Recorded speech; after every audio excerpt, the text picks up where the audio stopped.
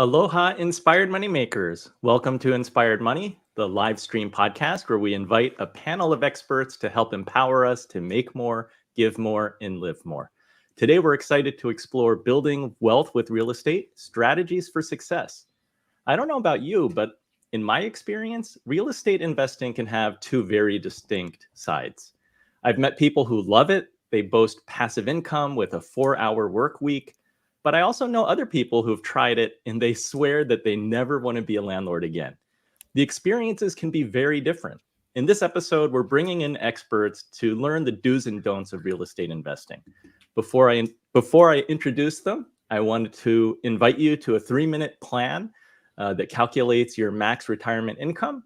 According to a recent Schwab survey, about 2/3 of Americans have not plotted their goals and documented a financial plan. If you're in that group and curious to see if a financial plan can help you feel more in control of your finances, doing a 3-minute plan is a great way to start. Go to inspiredmoney.fm/getplan. That's GETPLAN. I can tell you that a little planning can go a long way, and the earlier you start, the better. Go to inspiredmoney.fm/getplan and go through the exercise, and you and I can have a short conversation about it afterwards.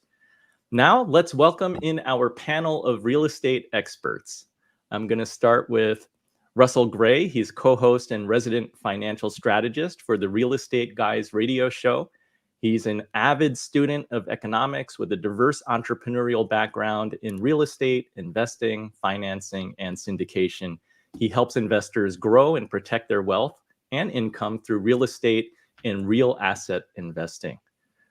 Welcome, Russ. I noticed that you have had guests like Steve Forbes, Robert Kiyosaki, President Donald Trump, Peter Schiff on your radio show. Do you have a favorite? Well, it's interesting. Trump wasn't president at the time. He wasn't even a presidential candidate. He was just real estate mogul Donald Trump. It turned out to be a pretty controversial guy. So for me, that was really an exciting interview because normally Robert Helms, host of the show, does the interviews. But on this particular evening in Iowa in January 2015, he needed to catch a plane. So he left me in the press room, and I ended up being the one that ended up in the conversation with him. It was a short conversation, and he's not a man of many words, believe it or not. If you've seen him lately, he's improved upon that. But back then, it was pretty short and sweet. So I have to say that was probably my favorite. And I got a chance to ask him another question at a press conference at Freedom Fest later that same year. But I think that what he brought to the political scene, in addition to all the controversy, was just some Main Street common sense about how you attack the components of cost and go after trying to rebuild an economy. So whether you like his personality or not, I think that at least he woke people up to the idea that there's a place for business people in politics. Yes, he has been known to be a little bit divisive, but appreciate the behind the scenes. That's really, really cool. Next on the panel, we have Chad Carson, known as Coach Carson. He's a seasoned real estate investor, entrepreneur, former college football player, and he's dedicated to helping others achieve financial independence through real estate investing. With over 20 years of experience, he shares practical insights and strategies at coachcarson.com, inspiring people to break free from the 9-to-5 grind and reclaim their time. Chad, welcome. I noticed that your family is a great example of location-independent income through real estate investing. What was it like living 17 months in Ecuador? Yeah, so my wife is a Spanish teacher. And so when we first met, we wanted to live abroad. We wanted to do all sorts of things. And you don't often think about real estate business and that going hand in hand. But what we found was there's a lot of work on the front end. But eventually, once we had good property management in place, our properties were stabilized, we weren't doing a lot of remodeling, that we were able to take off. And so we lived 17 months when we have 2 daughters, were 3 and 5 years old. And so we lived in Cuenca, Ecuador. Our kids went to local schools there. I took Spanish classes. I had an occasional call with the property manager, but I found, at least at that point, it was, hey, can we spend $3,000 of your money to fix this thing? And I said, yes, do it. in most cases, or maybe said, hey, let's get another bid on that. But I found it was a sort of a challenging time to say, hey, can I build systems that can have team members who can run everything so that we want to do these things that are our life dream and really what we wanted to accomplish. And we kind of got addicted to it. We've also lived in Spain for a year later on as well. So we're kind of partly in the US, partly abroad, and just enjoy doing that. I'm envious of that location independence. That is a very big benefit. Crystal Hammond, welcome back. She was here 6 months ago for episode 13, our first real estate episode that focused on proven real estate investment strategies. She is a multifaceted professional and real estate investor. She's known for her dynamic approach to side hustling. With a full-time career as an engineer, she's diversified her skills into teaching sewing, fitness classes, day trading, social media management, blogging, and real estate investing. She started house hacking before it became a mainstream concept, and she's co-host of the podcast Stacking Benjamins. What's new at Stacking Benjamins, Crystal? Well, Stacking Deeds. That's our parent. I can't even say. That's what I was thinking, but that's not what came out of my mouth. No, that's fine. Yeah, we've had great ghosts. We've had great guests on our show, like Chad Carson, present company included. Yes. We've had the co-founder of Remax, Dave Liniger, on. We've had a lot of good different perspective and voices telling you, how to learn. We've even had mindset people on, because it's not just about making money in real estate. It's also making yourself ready, in a mental state also. Love it. And then we have Joe Saul-Sehy, former financial advisor with 16 years of experience. He's known for creating the award-winning podcast Stacking Benjamins, which blends financial education with entertainment to empower listeners. He's also a co-host and creator of Stacking Deeds, so I do know how to say it. And he has appeared in major media outlets like the New York Times, Wall Street Journal, CNBC.com, and served as the money man on Detroit television for 9 years. Joe, welcome back. Your haircut is looking sharp. Well, thank you. I had to get both my hairs cut just for you. So you're welcome. Well, you've been a part of this Inspired Money live stream journey. You were here for our very first kind of pilot test of the live stream. You were also on an episode talking about navigating financial transitions, life's major milestones. So appreciate you coming back, and Crystal coming back too. So I'm really excited to have this conversation exploring building wealth with real estate today. Excited that the panelists that we have here are convened and ready to go. Let's go straight into segment 1. Mastering real estate investment strategies equips investors with the tools to align choices with their financial objectives and risk tolerance. This discussion includes 3 strategies: buy and hold, fix and flip, and the BRRRR method. Buy and hold appeals to those seeking long-term gains through rental income and property value appreciation. Success in this strategy depends on selecting properties in appreciating locations and managing them effectively. Fix and flip offers potential for quick profits through the purchase, renovation, and resale of properties, requiring accurate cost assessments and market timing. The BRRRR method, buy, rehab, rent, refinance, repeat, combines elements of both strategies, allowing investors to acquire distressed properties, renovate them, rent them out to generate income, refinance to pull out equity, and then reinvest in additional properties. Each strategy demands an understanding of key financial metrics, such as return on investment, or ROI, and awareness of how economic cycles influence real estate values.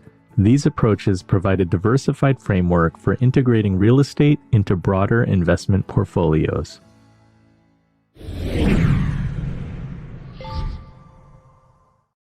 So I want to ask each of our panelists, since that segment video talked about different strategies like fix and flip or buy and hold, or the BRRRR method, buy, rehab, rent, refinance, repeat. I'm curious, what strategy has worked best for you and why? Chad, you want to start? Well, the one that worked best for me was buy and hold. Although I've done all of them, and when I first started, I started off as an entrepreneur, which I think is a little different than most real estate investors who have a full-time job and buy on the side. I got it out of college. I just jumped right into it, and so I needed to make a living as well. And so I think that's the main distinction: is that real estate is really a hybrid between pure investing and entrepreneurship and a business. Flipping is basically a business that takes this asset called real estate and it uses that to buy it low, sell it high. What I like about buy and hold, though, and the reason it's made me more money is because I still own those properties. I kept them, and I'm more of a patient, long-term hold. I like studying Warren Buffett. I like trying to apply Warren Buffett's lessons to real estate, and I feel like some of the best investments I've had, they mature over time, and I find it easier to not have to pick when you get in and out of the market and timing and those types of things. Buy a good location, finance it well, take care of the property, and then you make a lot of money. And that's the simpler approach, but it also has been done really well for me financially. Thank you. How about you, Russ? And maybe you can also mention the benefits of syndications in that mix. Yeah, well, I think that at the end of the day, ROI is rate of return. Rate is speed, how fast. And so you can accelerate things through leverage. And that's really what the BRRRR method is all about. We called it in our book, Equity Happens, a free duplex story. The idea that you refinance equity out of property A and use it as a down payment in property B, use the tax breaks and the cash flow to control both properties. Of course, if you can force equity through that rehab component, you don't need to wait for the market to give it to you. You improve the rents. Equity is a derivative of income. And then you re-leverage the income back into a new loan and pulling that equity out. One property becomes two become four become eight become 16, call it breeding equity. So you can accelerate things that way. The other way to accelerate it is to bring other people along for the ride. And that is a super accelerator when you syndicate. So you raise capital from private investors who are very intrigued by the space. They can see what you're doing. They want to get in on the action, but they're busy doing what they do, running their businesses, making their living. They need the tax breaks, they need the income, they need the equity growth, but they don't have the time. And so you provide that service to them. There's some split of the profit, the cash flow, the tax breaks, and you get some fees for providing the service. So as Chad mentioned, it's a hybrid between putting together being an investor and really being an entrepreneur. And to me, it's the ultimate business opportunity because there is no limit to your growth. You can raise really as much capital as there is. And when you look at real estate and the nature of real estate, it's everywhere. And there's so many different ways to approach it in any market, in any economic cycle. As long as you don't pigeon yourself to a particular market or particular asset class or sub-niche of real estate, there's always going to be an opportunity and people who are interested in investing alongside you. Crystal, what strategy has worked best for you? Well, for me, it was a path of least resistance because what is one thing that we all need? We need a place to live. So why not have control of that? My first place was a duplex that I, lived in one unit. My mom lived in another. And then after that, when I had to move for a job, I kept that place and then rented out the other unit. And then after I was settled in my new location, I bought another place and then ended up renting that place out. And then I moved to another place. And it's just, that was my path of least resistance. I needed some place to live. And then each time those places turned into a rental property after I decided, okay, I'm single, so it's easier for me to just pick up and move. So I've just picked up and moved and kept the previous place as a rental and rinse and repeat. I like it. How about you, Joe? Well, we did a March Madness style. If you're just beginning in real estate, what are the top 16 ways to get into real estate? Which one did this esteemed panel of guests that we have think was best? And so we just go head to head until we got down to the final one, and it was house hacking that won the day. So for people watching this that are brand new, and I totally 100% agree with that, getting into a house the way that Crystal did, and then hacking that residence, buying a duplex, you live in one side, or you bring on a roommate, some sort of a house hack, I think is the number one way to go. Clearly the one that I would caution people on the most is the fix and flip, because truly, if you're just starting out, especially, you might have a full-time career and you're trying to earn extra money. If you're somebody doing this on the side, a fix and flip is a job. And where I see people run into trouble with real estate is when they overcommit and they don't realize the time that it's going to take to do this, the team that you need to build, the equity that behind every wall, there's a problem, right? You don't know what that problem is when you first get in. And when I see people go to fix and flip at the beginning, it's horrible. The BRRRR method, to Russell's point, I think is a great way to build your empire. If you're trying to build an empire fairly quickly, my own son is about to turn 29 in a couple of weeks. He went from 0 to 14 houses fairly quickly using the BRRRR method. I think you definitely got to know what you're getting into there too. But if your goal is to get into real estate fairly quickly, the BRRRR method is a great way to go. Russ, you mentioned using leverage as a way to increase your rate of return more quickly. Any advice on how does one know how much is too much? How much is too much leverage in borrowing? Yeah, cash flow. I mean, you control the debt with cash flow. Really, an real estate investor's job is to manage debt, equity, and cash flow. The property manager is actually going to manage the property. You really don't have that much to do with it. You got to pick a great manager in a great market. But after that, you're really managing debt, equity, and cash flow. If you lose control of cash flow, you lose control of the property, the mortgage, and you lose control of the equity and everything falls apart. And I know because it happened to me. I got over leveraged in 2008 because I was feeding negative cash flow from a profitable mortgage business and I wasn't making my real estate carry itself. So I got carried away with leverage and it cost me big time. But if you understand that your primary responsibility is to magnify the inflation, in other words, if you get a 5% move on a property and you're 100% invested, $100,000, property goes up $5,000, it's a 5% gain. Okay. Real estate goes up 5% a year pretty consistently. May have some down years, may have some up years, but you put it in a blender over the long haul, it does that.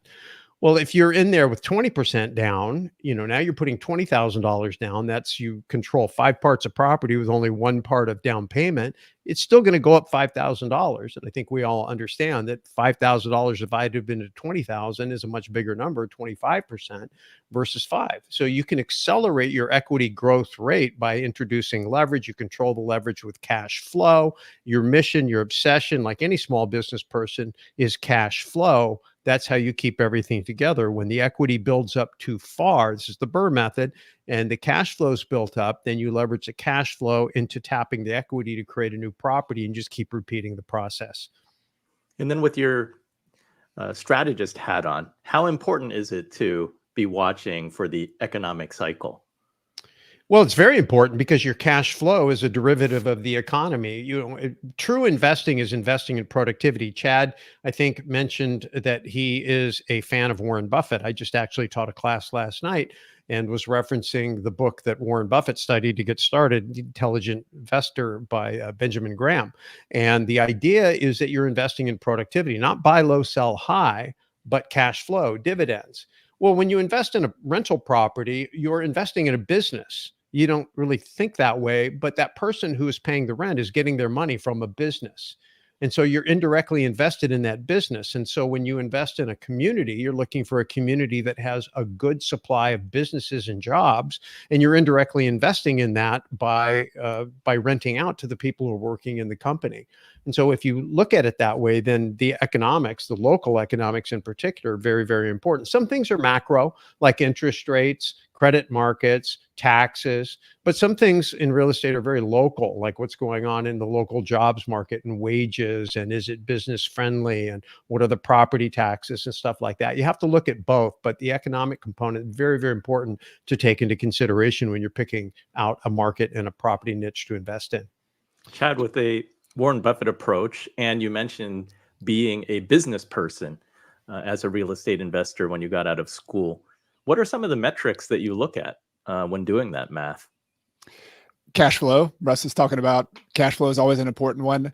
Although I think I've changed my tune a little bit on that. Like when I first started investing, it was, I've got to put food on the table. I was flipping properties. When I bought rental properties, I was thinking cash flow, cash flow, cash flow.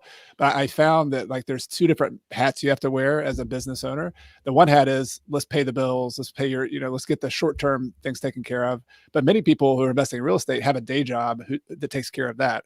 So they wear another hat. And this is what I eventually learned, is that you have this long-term wealth building hat.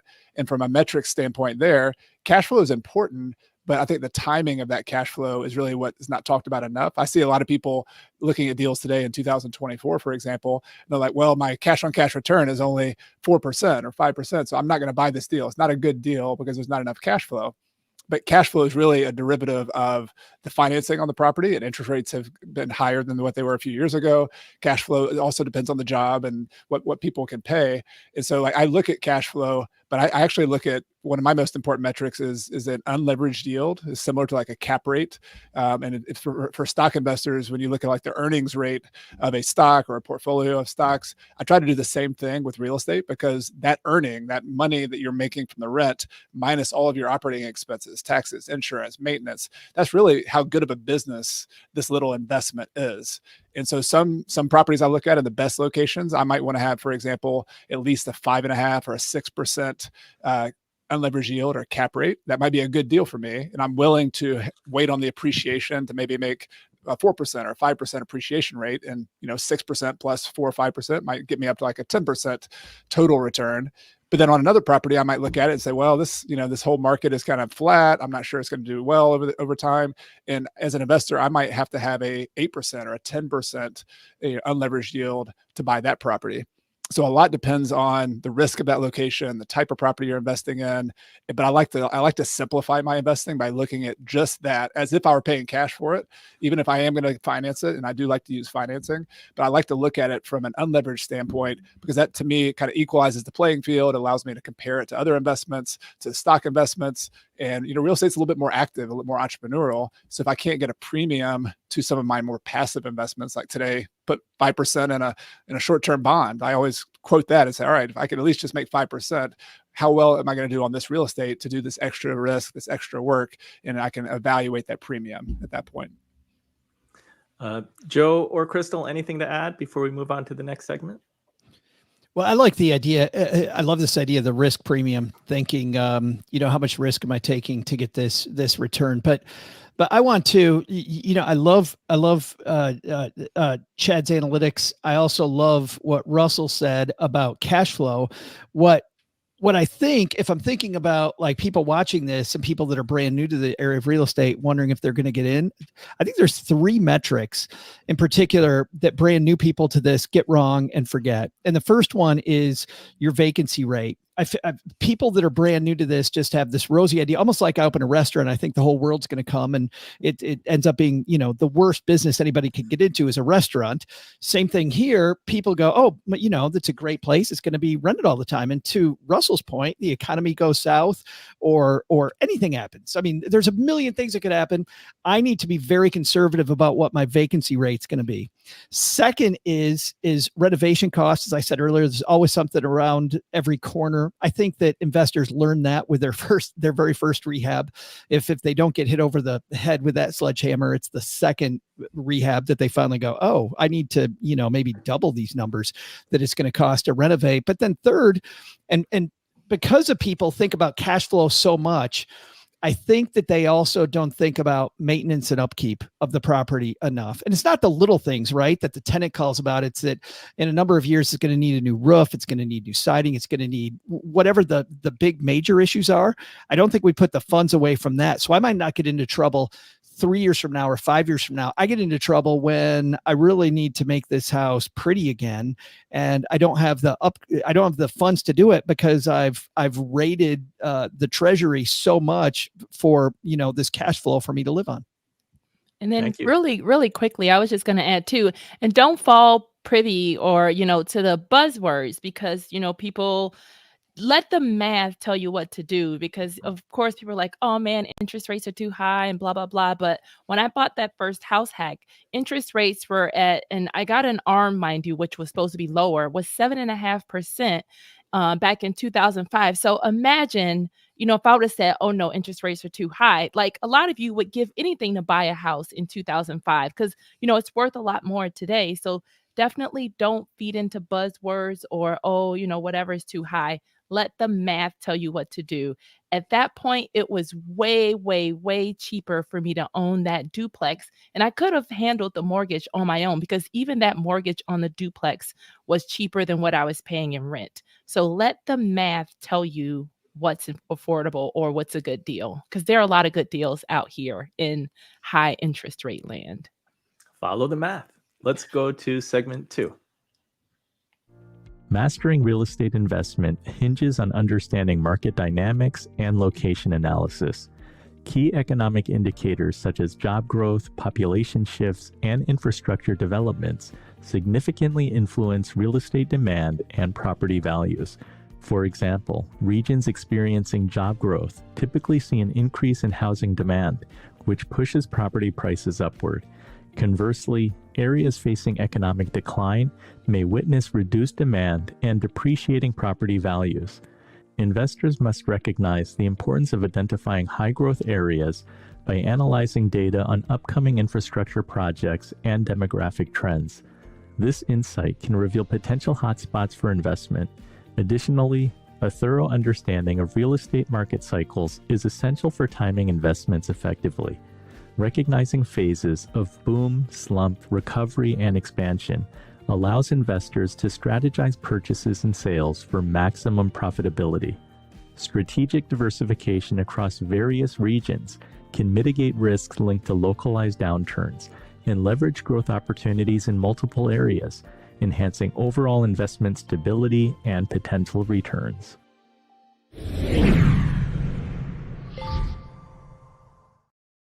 Chad, you talked a little bit about location in the last segment. How does a real estate investor decide if they should buy an investment property near where they live versus identifying a high growth area or someplace that has better prices? I mean, I assume most people listening to this are small investors. Like I wrote a book called The Small and Mighty Investor. So that's where my heart is, for a big, huge hedge fund, they're going to think about this a little bit differently. A small investor, you often have to think very practically saying, what can I afford to buy? And so if you're in the Bay Area of California and an entry-level house is $800,000 or $600,000 or whatever the number is, right? And you have $50,000 of capital saved up, that's going to be a challenge. Maybe you can work it out with a house hack with a small down payment. That's a possibility. But I see a lot of people just looking at the practical side of things, saying how much can I afford to buy? And then using that to guide them on out of all the different places in the country. All right, these are price ranges where I can afford to buy directly and buy a property. And then from there, of course, there are other fundamentals that matter. You want to look at jobs and economics. But I found that it's a pretty simple analysis. It's not like analyzing a biochemical company or something in the stock market. We have to understand rocket ships or something. Real estate is a human being movement thing. Like, where do people want to live? Like, why do they want to live there? Do they live in South Carolina where I live because of the weather? Do they live there because they're going to work at BMW? I mean, these are things that we understand as human beings. And so if you can study it on the macro level, I like looking at like U-Haul reports, like where are people moving to? Like what part of the country are they moving to? And you find regions of the country that are popular for jobs, for movement of people. And in general, if the population is growing up in a region, that's typically going to be a good sign for you. The demand for real estate is going to be good. And so then I look within a region that you're identifying that has good overall demographics. I look at it kind of like the sun and earth and the solar system. You find a really hot region in like Atlanta, Georgia is the center of the sun.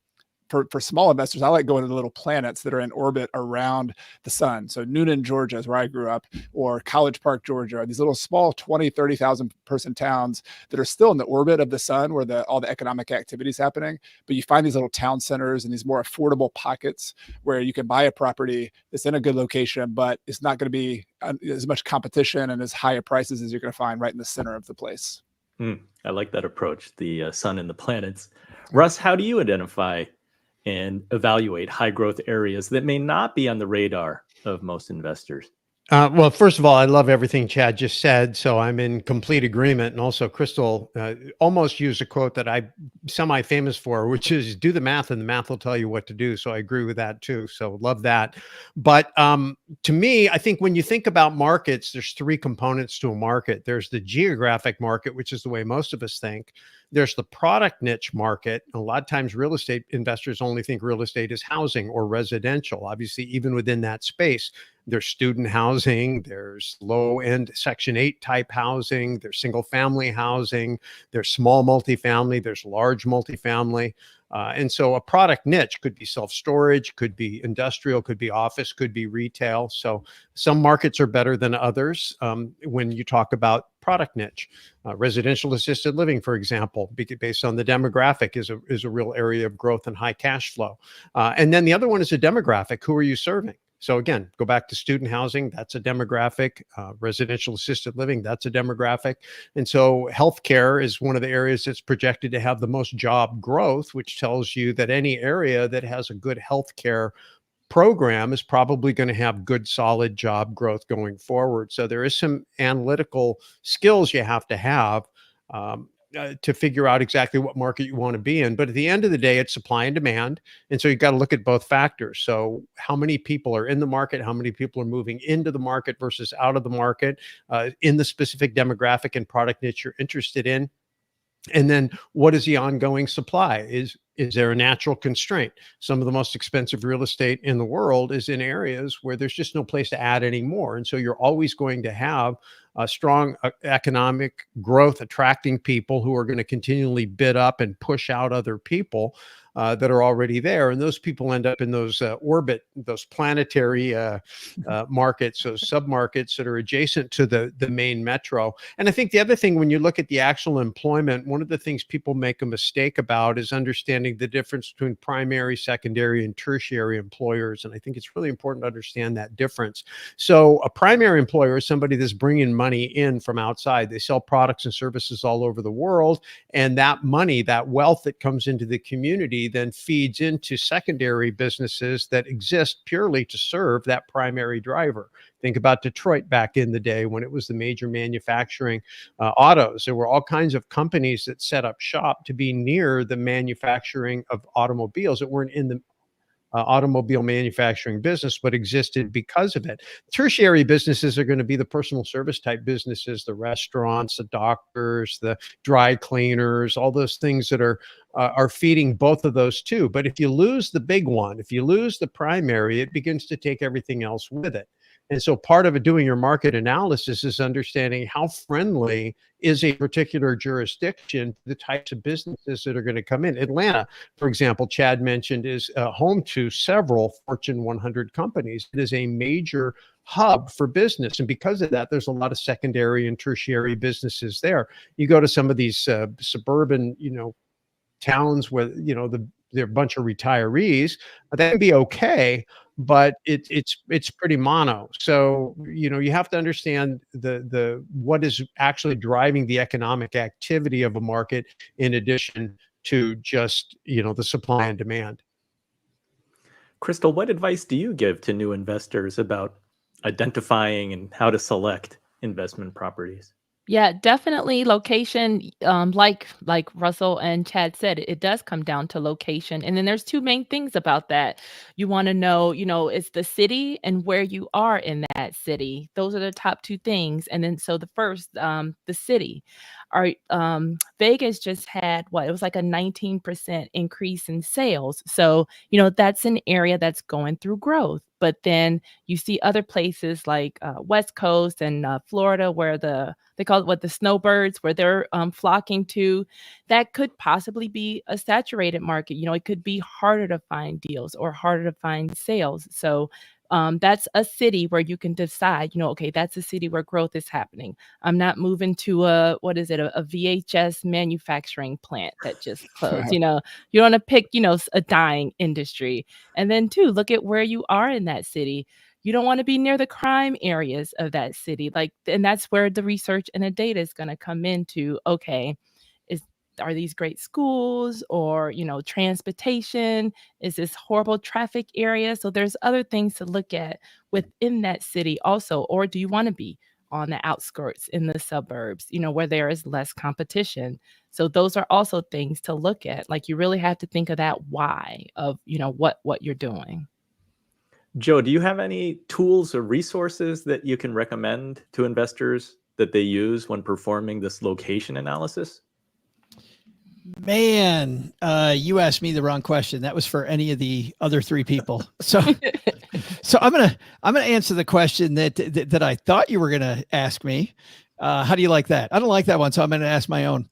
You know what's funny is that even if you are, I don't know, Chad, how to take your discussion about planets and make this work, but maybe in the sun, which would be Atlanta or the city, there's also hot spots and areas that are up and coming. I know.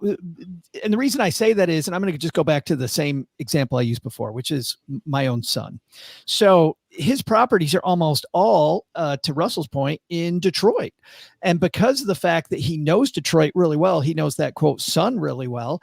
He knows where the battle is being fought. He knows that city intimately enough that he is, number one, he's concentrated, which to Russell's point could be worrisome. But on the other side, he knows where the safest places are in that city. He knows where the rehab's happening. You look at the city in general. I mean, that city has been, for people that don't know Detroit has really changed over the last 10 years, a ton. We saw it with the NFL draft. And I think what's cool also inside that city, and also I think, Russ, pointing back to something that you said, and I'm going to use a Chad Carson analogy, is Chad, do you like this one? You're the football coach, and like Jimmy Johnson, who's a great football coach, knew how to change his strategy based on the players that he had. So going back to something, seconding what Russ said, one house he had when he was first beginning, he put a long-term renter in there, and thank God he figured out what he was doing quick enough, and that renter moved out at the end of a year, that he realized he was 3 blocks away from a hospital. And he immediately pivoted that short-term rental into a midterm rental. And now he has these visiting nurses that are there, and he's making substantially more money just by knowing what the great things are in that particular neighborhood, like knowing what players to put on the field, to use a Chad Carson approach to this. Love that. I'm going to put my helmet on just listening to that. That's right. You're firing me up, Joe. One for the Gipper. Well, thank you for the media training, Joe. Answer the question that you want to answer. Yes. Let's go to segment 3. Financing real estate investments is crucial for portfolio expansion. Understanding the available methods, traditional mortgages, hard money loans, seller financing, and self-directed IRAs, enables investors to choose wisely based on their goals. Traditional mortgages provide stability with lower interest rates and longer terms, ideal for purchasing rental properties. Hard money loans are suitable for quick turnaround projects like renovations, offering rapid funding but at a higher cost. Seller financing facilitates transactions with direct payment plans negotiated with the seller, often reducing conventional borrowing barriers. Meanwhile, self-directed IRAs allow investors to leverage retirement funds for real estate purchases, affording potential tax advantages, but requiring strict compliance with investment regulations. Grasping these options equips investors to make strategic choices, aligning their financing approaches with their broader investment strategies to maximize returns and minimize risks.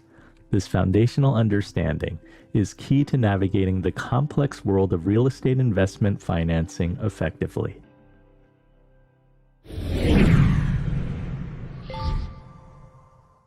Let's start with a general question.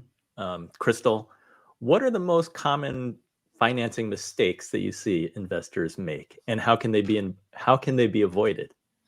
Well, one of the mistakes, and this is one thing that people are not talking a lot about, and when they're thinking of financing and getting financing, it's government programs. So a lot of times you don't have to use your own money to finance properties depending on your goals. For example, I've qualified for programs. The city of Chicago has a program. It's called the Large Lots Program. I think it's changed, morphed into something else, but I was able to buy. I'm up to 5 now, 5 vacant lots. I bought each one for $1 all because I was aware, and I wasn't even aware. My friends were all aware that Crystal's into real estate. So someone told a friend, hey, tell Crystal about this dollar lot program. So over the years, I've been buying vacant lots in the Chicago area for $1. Yes, you heard it here first, $1. So there are a lot of programs out there because there are areas, there are neighborhoods where they need our help.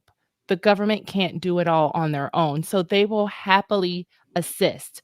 You do have to pack your patience. I would tell you to hurry up and wait. And this is not money that you need that you're investing. This is, the money that you have sitting around waiting for the perfect investment, because there are a lot of programs out there. There are grants out there. I'm a finalist for a grant to develop these lots now because there are different the community trust, investment trust. They want these cities to thrive.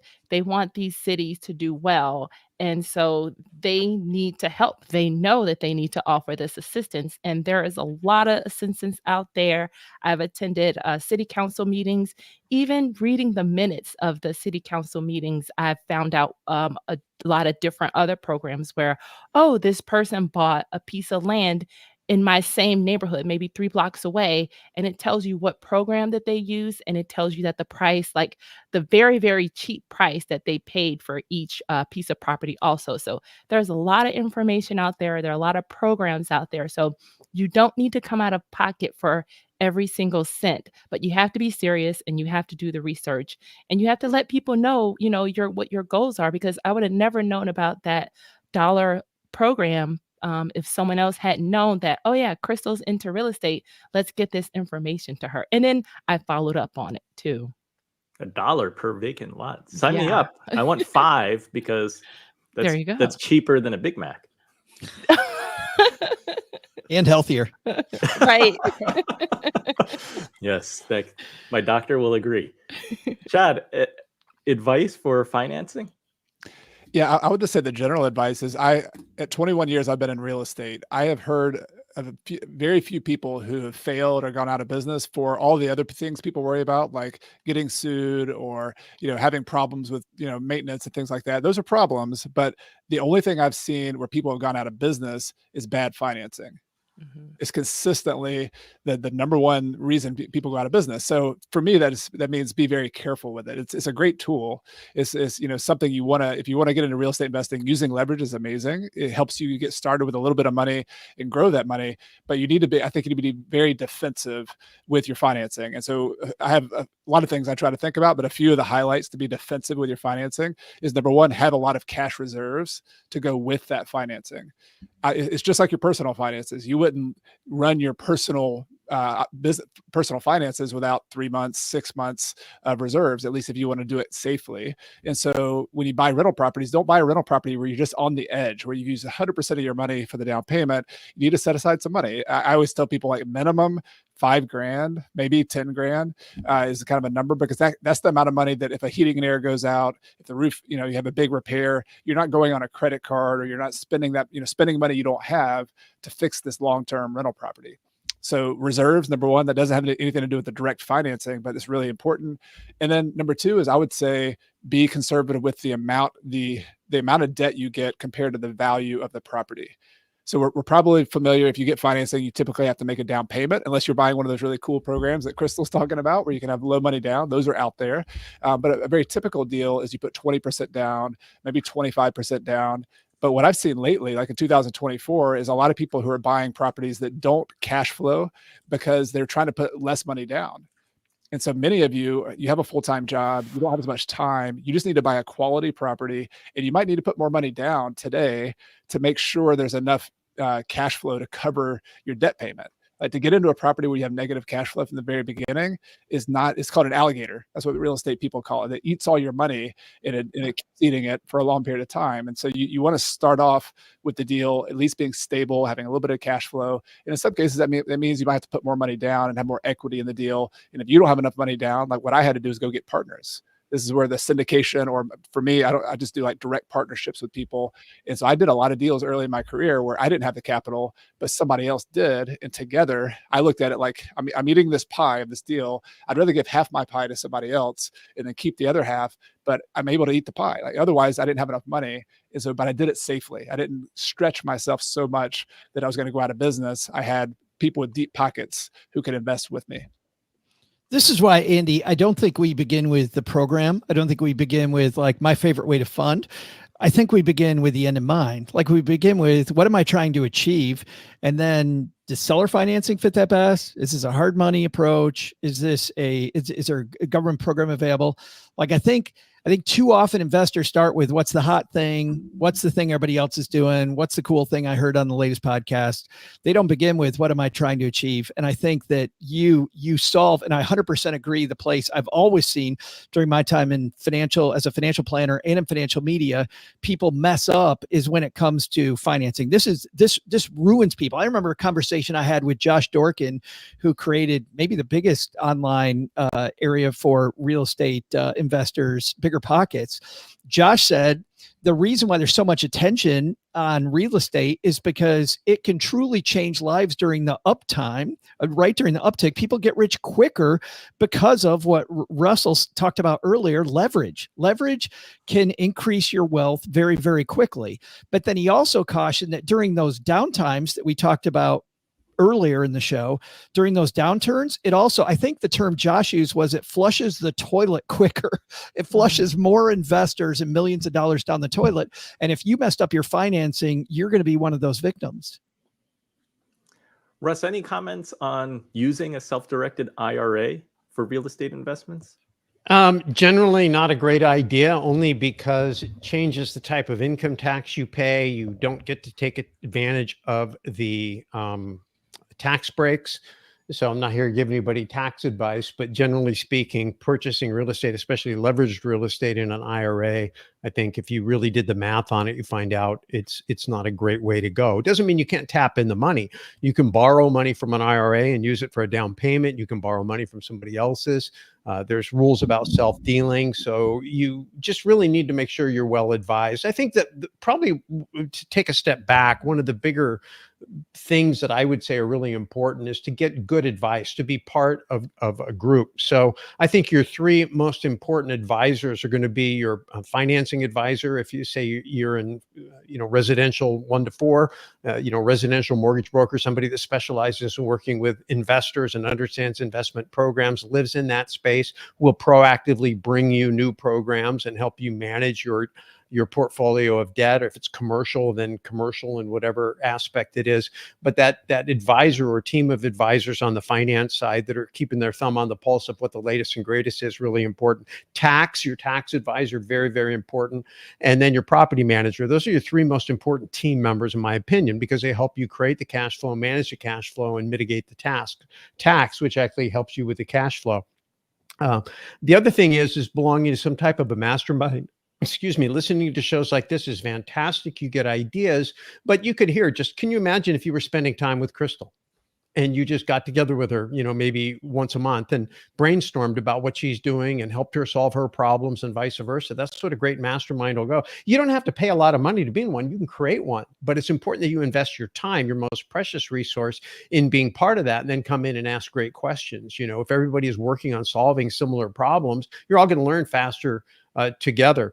And then the other thing specific to financing is just, again, don't forget the idea of private capital. We think about owner carryback and things like that in financing, but I remember we did a big apartment building and we raised 100% of the down payment. We created a corporation, we issued corporate debt, unsecured, raised $2 million.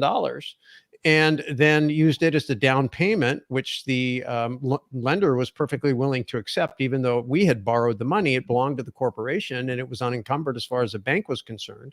And so we were able to then use it as a down payment, marry that to a 70% loan to value apartment loan, and do really 100% financing on this apartment, flipped it for $1 million profit, paid everybody back.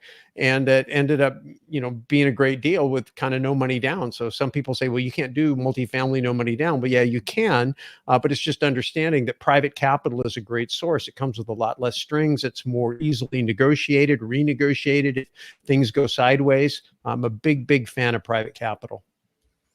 Great deal and great advice. Let's go to segment 4.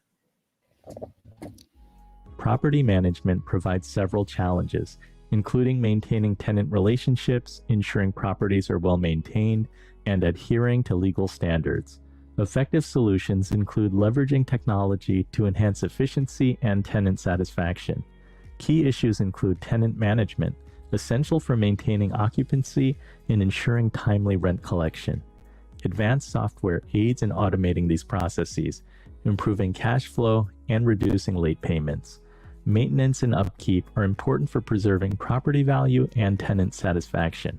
Maintenance management systems can streamline these tasks, ensuring prompt issue resolution and regular property upkeep. Legal compliance is essential. Property managers must stay up to date with evolving laws to avoid penalties. Comprehensive property management software can help maintain compliance by providing updates and helping managers adhere to regulations.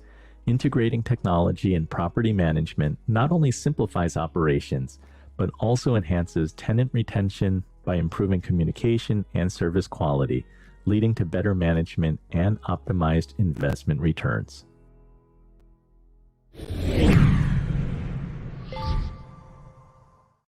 I'm going to start with Russ and Joe because they may have to drop off early. Russ, what are challenges when it comes to property management, and what advice can you share there?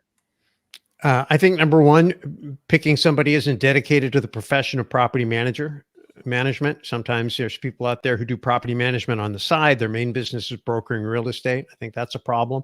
Second is single point failure. A small shop, only one person. If that person gets sick, has a family event, quits, has a bad hair day, all of a sudden your most important asset is not being properly paid attention to. So I think that's a problem. And I think one of the biggest problems is not including the property management in the buy decision, because now you go out and buy a property you think is a great property and you hand it over to somebody to manage and they're like, yeah, what'd you buy that property for? That's not a great property. It's a bad area, especially if you're an out-of-town investor. So I'm a big fan of starting out doing my homework on a marketplace and deciding what market I want to be in geographically, what product niche I want to be in, what demographic I want to serve.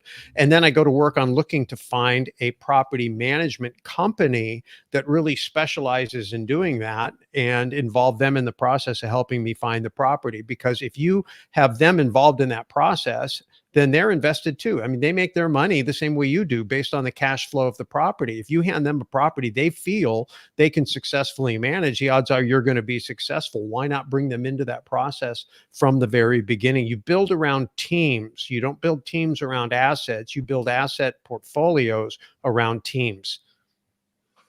It goes back to your network. Joe?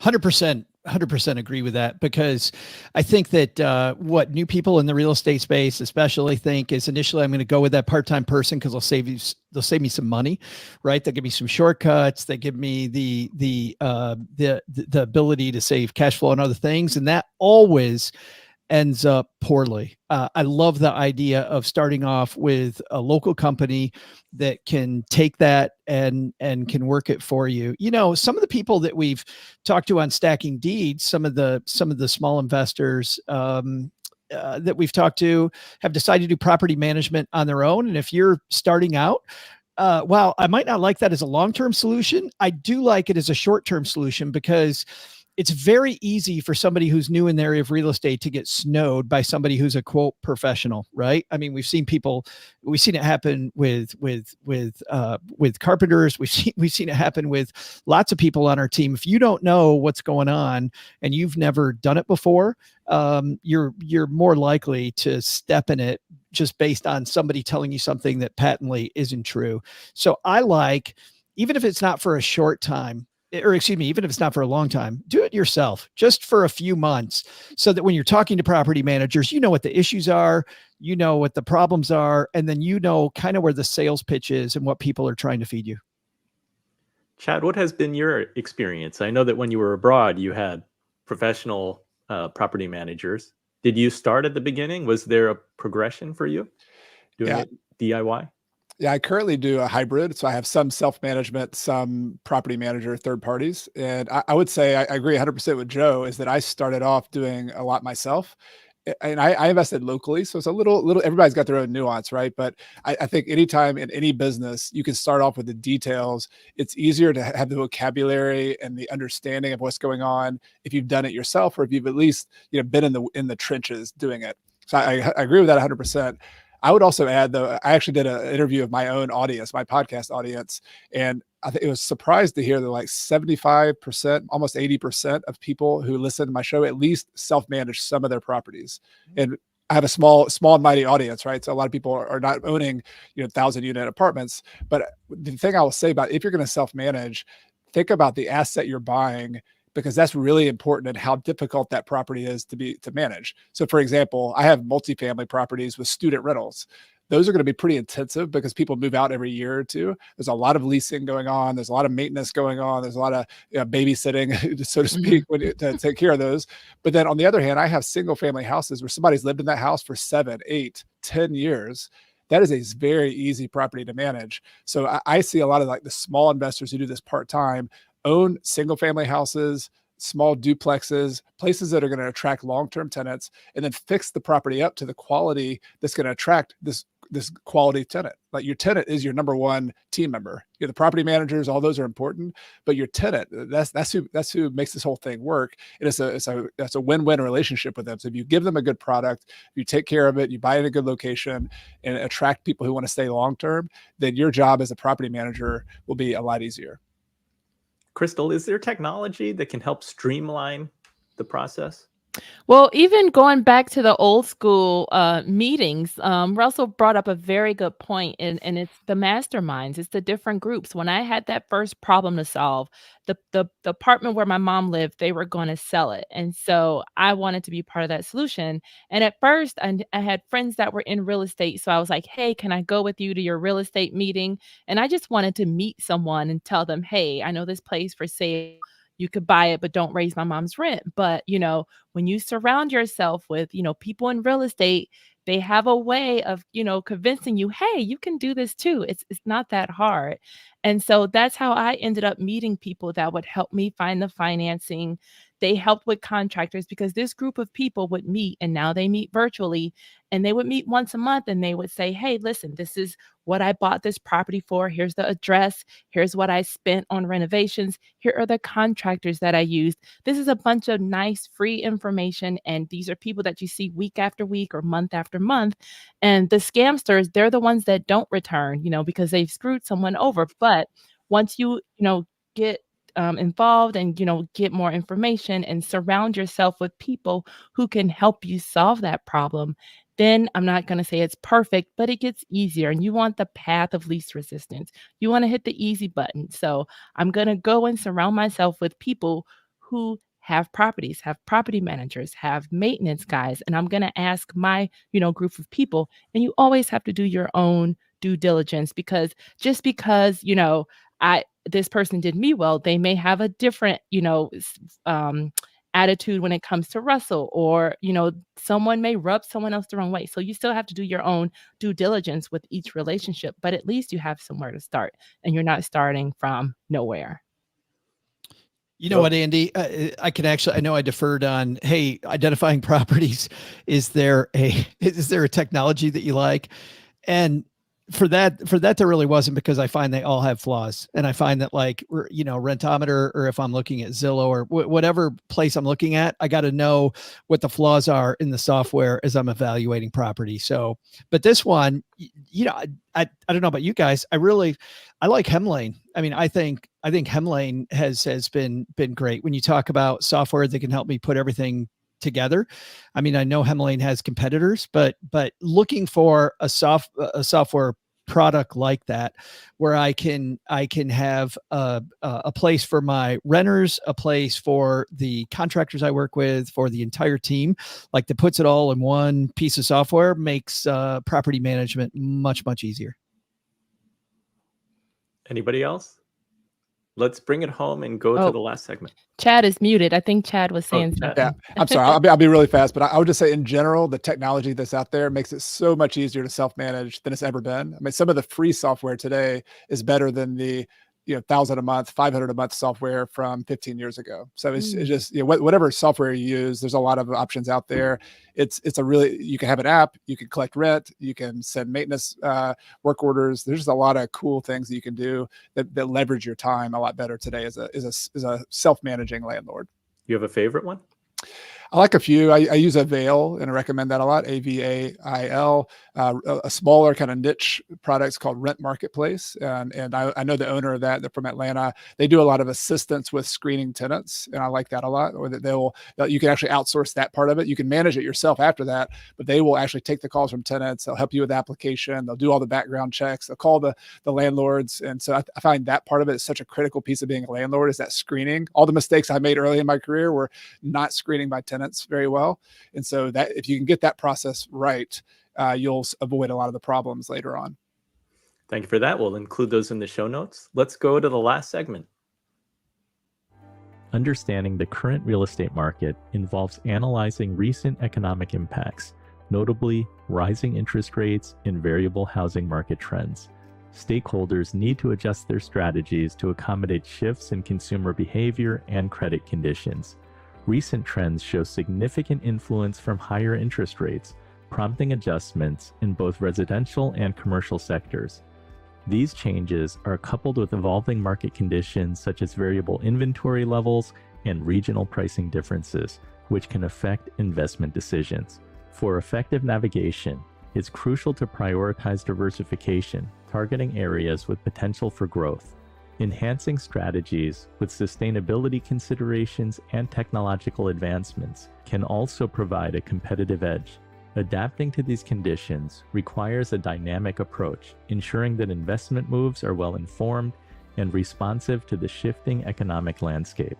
This strategic focus will help stakeholders manage risks and capitalize on opportunities, fostering robust investment outcomes in a fluctuating market.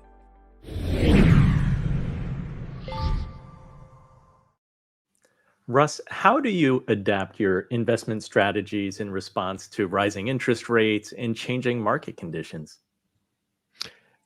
I think I spend a lot of time hanging out with macro thinkers and people who attend a lot of conferences and interview a lot of really smart people, members of masterminds. And we talk a lot about trends. And I say all the time that timing is almost impossible to get right. And that's one of the flaws I find people who are trying to get in and out of a property or get in and out of a stock position, let's say, in other types of investing. But trends are really hard to resist. And so we know that inflation is not just a bug in the economy. It's a feature. The Fed does it on purpose. They target it. Right now, they over-target it. They're trying to bring it down. But at the end of the day, it's built in. So that is going to create pain for people who don't have things on their balance sheet that is going to create wealth for them, right? We all own things that go up as a result of inflation and insulates us, but our tenants, not so much, especially if you're in more affordable type housing. And so you have to understand the way they think and where they're moving. And so again, I'll go back to this notion: the property managers really have their thumb on the pulse of what's going on. You can look at data in the rearview mirror, and that's interesting, and it gives you a point. But the people who really know what's going on are the people who know how many applications are coming in, how strong are the tenants, how strong are their incomes, their ratios, their credit, and then what are you competing with in the street.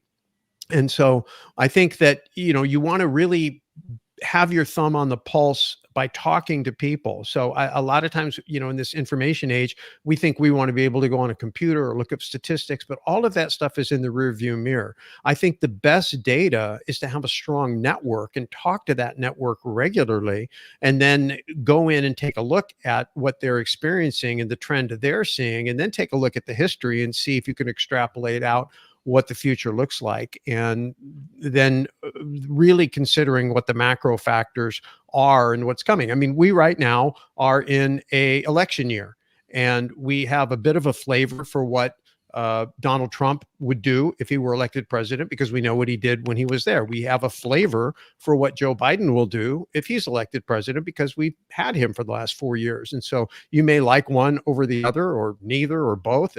I don't know, but it's not like we're sailing into the unknown. They're very different.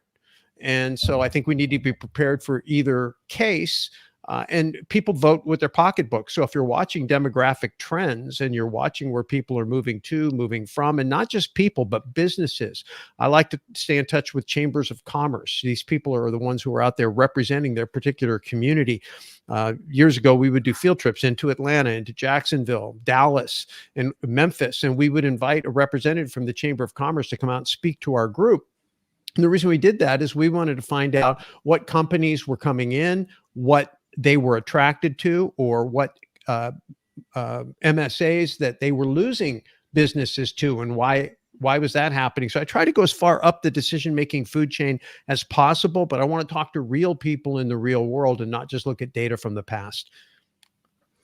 Joe, in looking at these trends, you look at a lot of headlines. How does an investor filter out what's noise and what's really useful?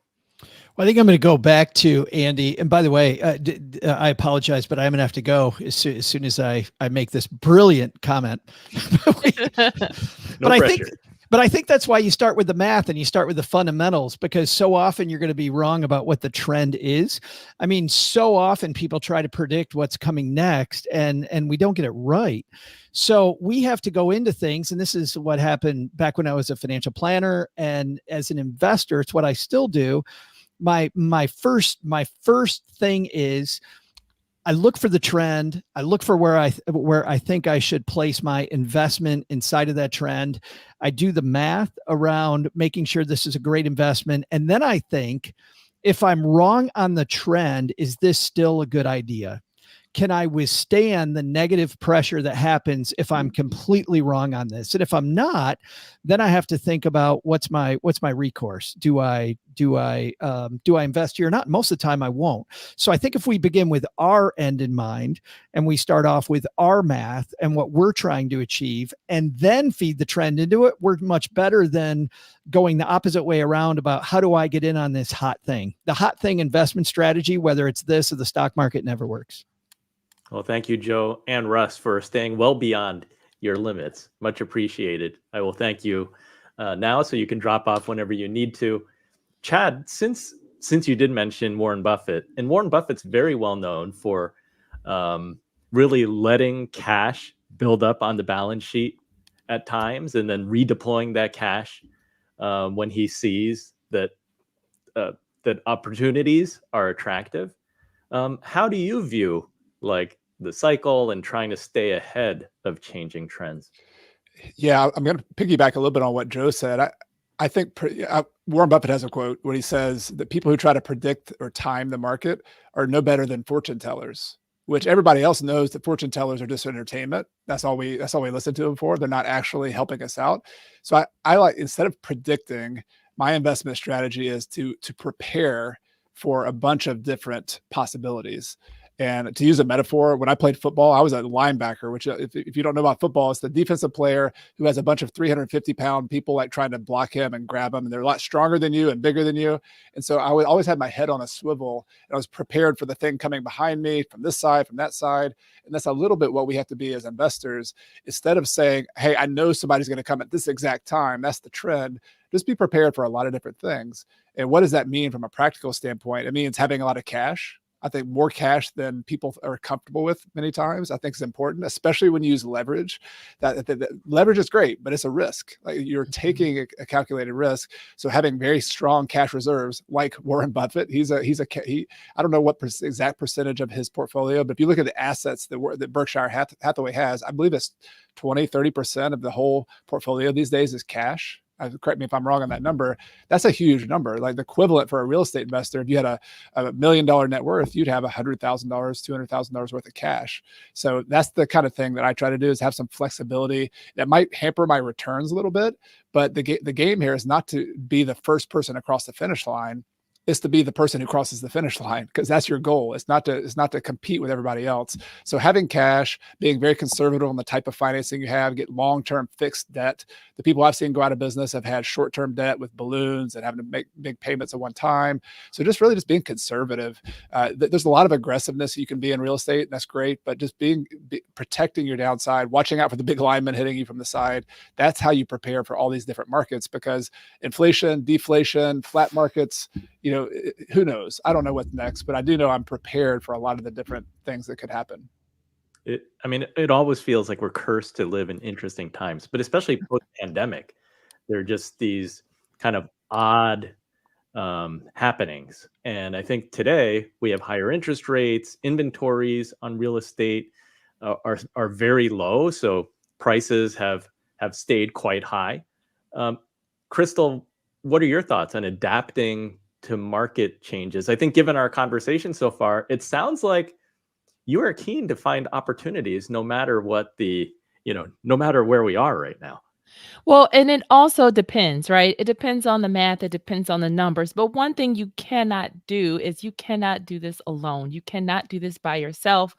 You don't know what you don't know, till it's too late. So if you're not also I was going to say ignorance is not bliss in this industry also. So if you don't know that you're buying a place where ADUs or the additional dwelling units or Airbnb is not allowed, but you're buying a place not knowing, that's your fault. You're going to pay big for that. So what you don't know will cost you. What you're not abreast of will cost you. Just like I said earlier, if you're buying like, oh man, these Pontiacs, this area has a lot of Pontiacs, and you don't know that the plant has shut down that produces Pontiacs, or you're a Pontiac, you sell Pontiac accessories, think about something like that. And you're not going to see it, coming, and you need to be abreast of that. You don't want to be caught red-handed or caught blindsided or caught blind. Like,